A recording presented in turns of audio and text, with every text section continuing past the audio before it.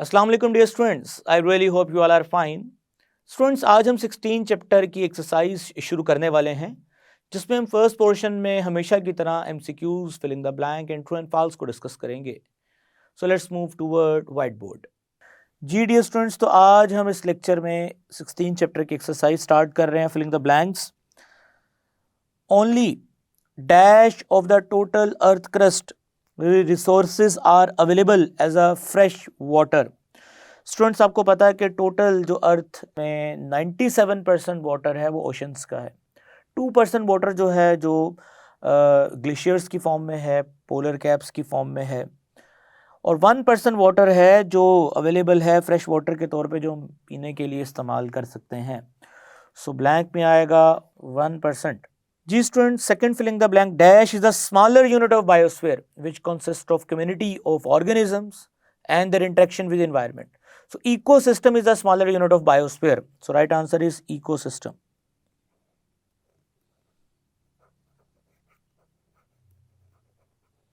Ji dear students, next filling the blank की तरफ चलते हैं। Carbon monoxide is a highly poisonous gas and cause suffocation if inhaled. It bind blood dash more strongly than oxygen does, excluding oxygen from normal respiration. So students, ये it bind blood hemoglobin more strongly than oxygen. So right answer है hemoglobin. उसकी वजह क्या है students? Oxygen जो है वो non polar gas है, और जो कार्बन मोनोऑक्साइड है स्टूडेंट्स वो पोलर गैस है। डेट्स वाई पोलर गैस होने की वजह से ये ज़्यादा मजबूती से हीमोग्लोबिन से बाइंड होती है, जिससे ऑक्सीजन फिर जब हीमोग्लोबिन से बाइंड नहीं हो पाएगी तो ऑक्सीजन डेफिशिएंट हो जाएगी बॉडी। जी student, next filling the blank है। The elevated concentration of dash is harmful for fish as it clog the gills does cause suffocation. Students, यहाँ पे आप लोग जानते हैं एल्यूमिनियम की कंसंट्रेशन अगर बढ़ जाए तो वो फिश के जो गिल्स हैं जहाँ से वो सांस लेते हैं उसको क्लॉग, यानी वहाँ पे खून जमना शुरू हो जाएगा, जिससे उसको सफोकेशन होगी, वो सांस नहीं ले पाएगी। So right answer is aluminium. Fifth filling the blank. Ozone layer in the dash surrounds the globe and filter most of the harmful UV rays in the sunlight before they could reach the earth.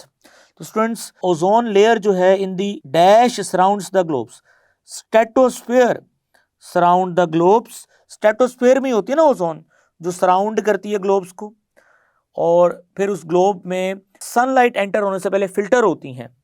सो यहाँ पे जो blank में word आएगा वो आएगा stratosphere. जी student, next sixth filling the blank. The presence of dash in livestock waste can contaminate surface and groundwater, cause various infectious disease. So students, यहाँ पे जो राइट आंसर आता है वो आता है केमिकल एंड बैक्टीरियल कंटेंट। तो स्टूडेंट्स, मूव करते हैं नेक्स्ट फिलिंग द ब्लैंक की तरफ। The substance which can directly kill the unwanted organisms are called dash. इसका राइट आंसर है pesticide. So pesticide right answer है सेकंड फिलिंग द ब्लैंक का, pesticides.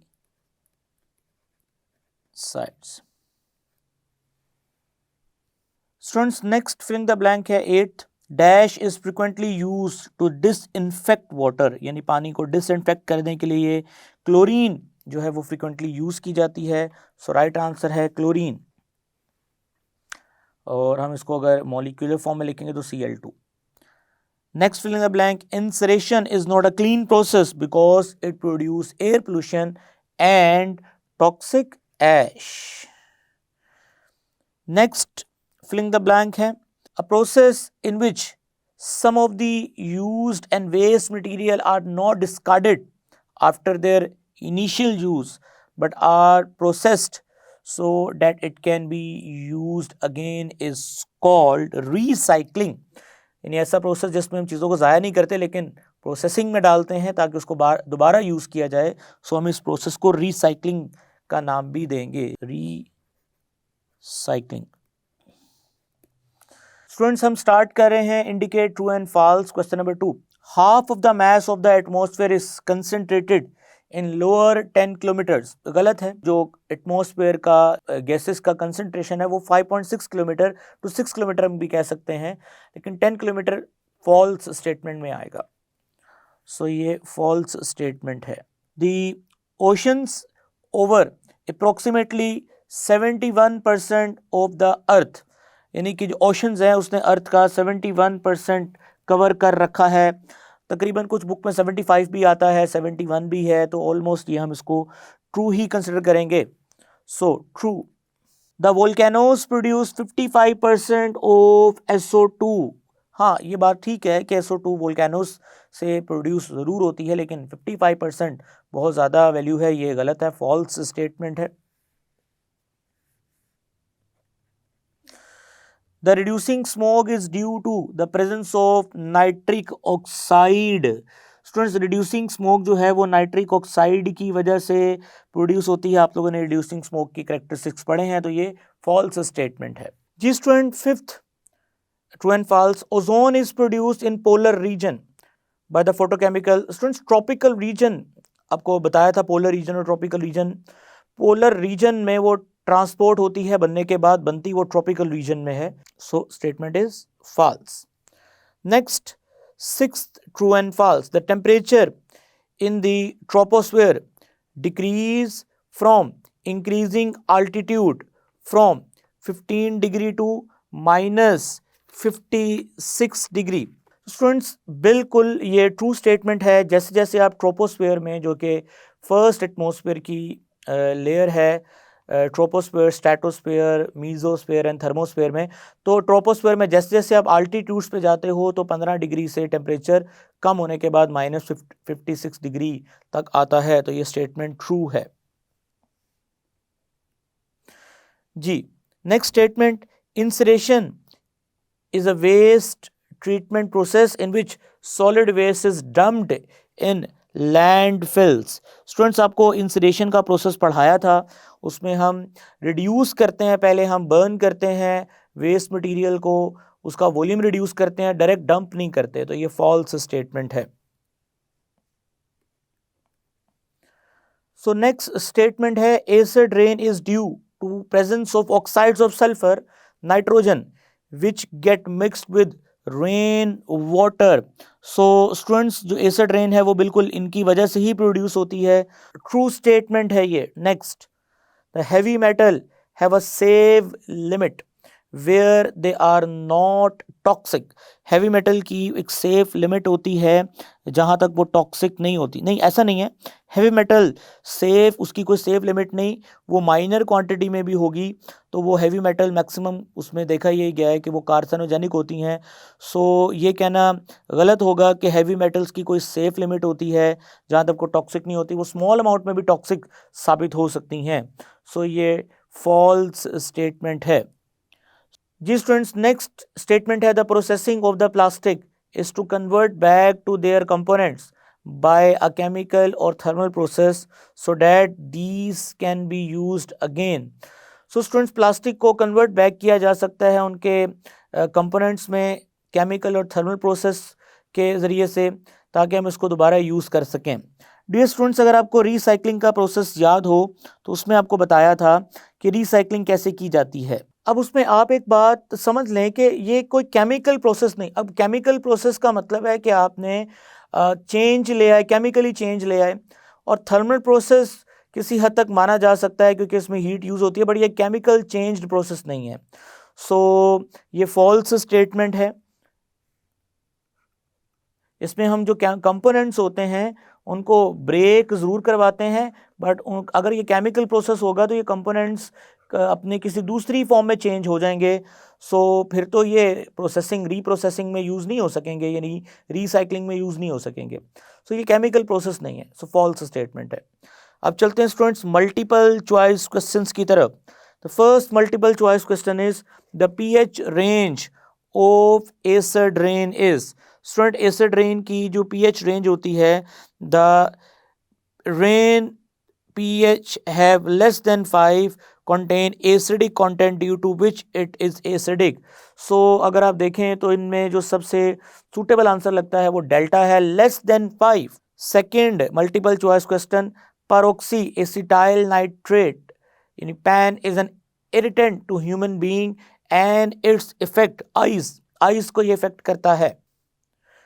Ji student, next multiple choice question, to avoid the formation of toxic compound with chlorine which substance is use to disinfecting water. इनमें से कौन सा substance है जो disinfecting of water के लिए use होता है? तो स्टूडेंट्स, ओजोन जो है वो यूज करते हैं डिसइंफेक्टेंट, यानी हम टॉक्सिक कंपाउंड जो क्लोरीन से प्रोड्यूस होते हैं ना, उससे फिर बचने के लिए फिर हम ओजोन जो बेस्ट ऑप्शन है, क्योंकि उसमें जस्ट सिंपल O3 डिकम्पोज होगा O2 के अंदर और नेसेंट ऑक्सीजन के अंदर, जो किल करेगा जर्म्स को. सो ओजोन यूज़ करेंगे क्लोरीन की जगह पे.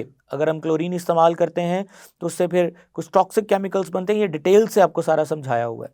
जी students, next MCQ, a single chlorine radical can destroy how many ozone molecule. तो स्टूडेंट्स, ये आप लोगों ने पढ़ रखा है कि एक सिंगल क्लोरीन कितने ओजोन मॉलिक्यूल्स को डिस्ट्रॉय कर सकता है. तो students, it can damage up to 1 lakh ozone molecule. So right answer is B. जी, fifth multiple choice question, fungicides are the pesticides which control the growth of fungus, kill insects, kill plants या kill herbs. So students, fungicide होता ही जो fungus की growth को control करता है. नाम से जाहिर है, आप देख सकते हैं फंगस के लिए ये pesticide. Fungicides are the pesticides which control the growth of fungus. So right answer is alpha. ये ecosystem is the smaller unit of. Students, ये फिलिंग द ब्लैंक में भी हम ये स्टेटमेंट देख के आए हैं. सो इकोसिस्टम जो है वो स्मॉलर यूनिट है किसका? बायोस्फीयर का. So right answer is biosphere.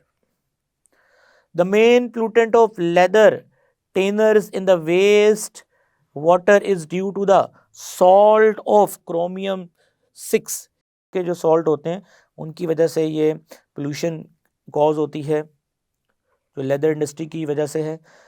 In purification of portable water the coagulant use is.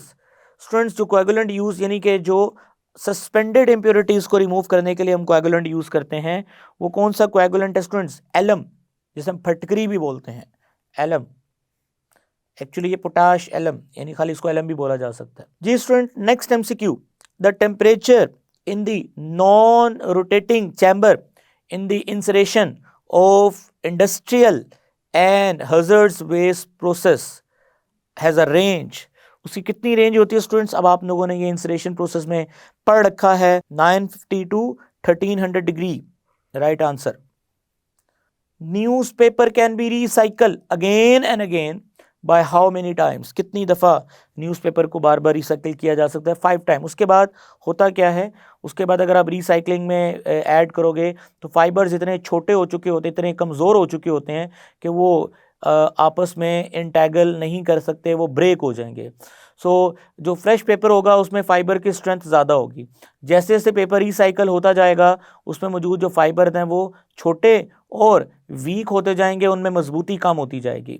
सो 5 दफ़ा से ज़्यादा न्यूज़पेपर जो कि बार बार बड़े ही वीक पेपर पे प्रिंट होता है, 5 दफ़ा उसको रिसाइकिल कर सकते हो. उसके बाद वो बहुत ही स्मॉल फाइबर्स में ब्रेक हो जाता है, उसका फिर पेपर नहीं बनता. So right answer is 5. I hope students कि आज के इस लेक्चर में आपने चैप्टर 16 के filling the blanks, true and false and multiple choice questions को समझ लिया है. इंशाल्लाह ताला हम नेक्स्ट लेक्चर में एक्सरसाइज के शॉर्ट आंसर क्वेश्चंस को डिस्कस करेंगे, लॉन्ग क्वेश्चंस को रिव्यू करेंगे. तब तक के लिए मुझे इजाज़त दीजिएगा. Take care. अल्लाह हाफिज़.